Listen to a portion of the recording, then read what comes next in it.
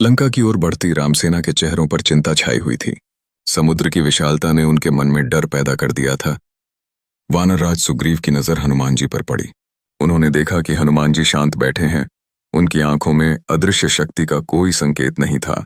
जामवंत जी ने आगे बढ़कर हनुमान जी से कहा, हे पवन पुत्र, क्या तुम्हें अपनी शक्ति का स्मरण नहीं? तुम वही हो जिन्होंने अपने बाल्यकाल में सूर्य को फल समझकर उसे निगल लिया था। जामवंत जी के ये शब्द सुनते ही हनुमान जी के नेत्र चमक उठे। प्रभु श्री राम का स्मरण किया। हनुमान जी ने कहा, यदि यह कार्य प्रभु श्री राम की सेवा में है तो यह असंभव नहीं।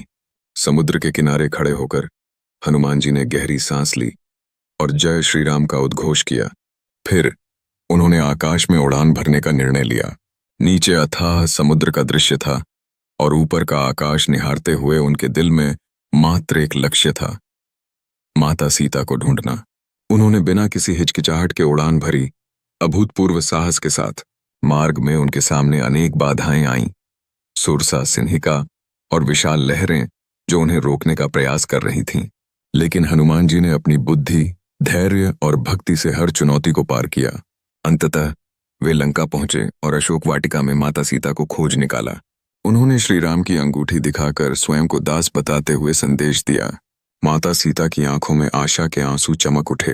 अपना कार्य पूर्ण कर हनुमान जी वापस लौट आए। जब उन्होंने श्री राम के समक्ष उपस्थित होकर अपनी भक्ति का परिचय दिया तो श्री राम ने उन्हें हृदय से लगा लिया।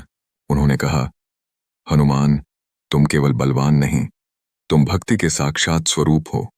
इस पल ने संसार को यह संदेश दिया, सच्ची शक्ति बल में नहीं बल्कि सेवा और भक्ति में होती है।